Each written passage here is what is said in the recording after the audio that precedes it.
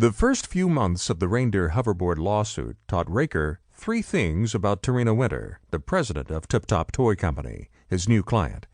She was headstrong, mysterious, and uncompromising. Her behavior today in her deposition was no exception. The court reporter eyed Tarina, ready to take down exactly what she said, but Tarina was silent in response to the last question. The reporter glanced at Raker, but he could only shrug. "Did you understand my question?" Robert Greenback was the lawyer for the plaintiffs. Victims, he liked to call them. "I understood it," Tarina replied. "Well," Greenback was impatient, "is the answer yes or no?" "It's not that simple." "And why not?" "Because answering your question does not answer why the hoverboard didn't work." Greenback was a big man. When he stood up to get water from the credenza, it was all effort with a bit of wheezing. He poured a glass, took a swallow, and turned to the court reporter. "Read back the last question." The court reporter complied. Was Tip Top Toy Company the manufacturer of the computer chip that caused the Reindeer Hoverboard to malfunction? Tarina Winter still didn't speak. Greenback sat back down. "I will break it down for you. Was Tip Top Toy Company the manufacturer of the computer chip?" "Yes." "And did the computer chip control the flying abilities of the Reindeer Hoverboard?" "Yes." "And did the Reindeer Hoverboard, the most sought-after Christmas present in the last 50 years, turn out to be a complete disaster?" "Objection," Raker said. "Argumentative." Greenback puffed his chest. "Mr. Raker, this is cross-examination. Of course it's argumentative. Your client is the one being difficult." "Mr. Greenback, this is not closing argument. The objection is to the form of your question, in particular the words complete disaster. Please rephrase your question." "You don't think it was a complete disaster? Just a disaster?" "I'm not the one testifying," Raker said. "I couldn't agree more," Greenback said. Raker didn't enjoy this part of the legal process. Defending a deposition was like having a cavity filled without Novocaine. All he could do was grunt, object, when the dentist-like lawyer struck his nerve.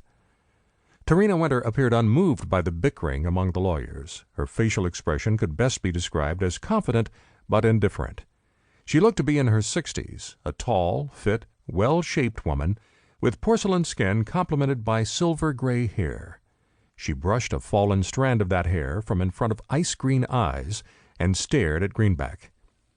"I am fully prepared to answer your question, even though it is ill-conceived, presumptuous, and sarcastic."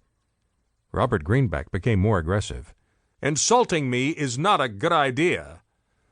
"I'm sworn to tell the truth, Mr. Greenback." "That's the way you want to play it?"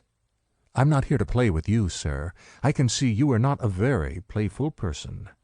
Raker made a note on his legal pad that said, "Remind client to be respectful," and then circled it. Greenback tossed a notepad onto the table. "We'll come back to this topic later. Tell me about your company. It will come in handy when I get the judgment that puts you out of business." Tarina Winter ignored the jab. "What do you want to know?" she asked. "For starters, who owns it?" "I have a 50-50 partner." "His name?" "Next question," Tarina said, "one that has something to do with this lawsuit." Greenback slammed his fist on the table, causing Raker's papers to scatter and the water in his glass to swirl. He shouted at Raker, "Do we have to go to the judge about this behavior?" Raker remained calm, picked up his glass, and took a sip of water. "Perhaps we should. I can let the judge know you lost your temper and tried to break my table. On the other hand, it would be quicker if you just laid a foundation for your question." "Fine," Greenback said. "Ms. Winter, was your partner involved in overseeing the manufacture of the computer chip?" "No." "You're not going to tell me his name?" "No, and it's not a he.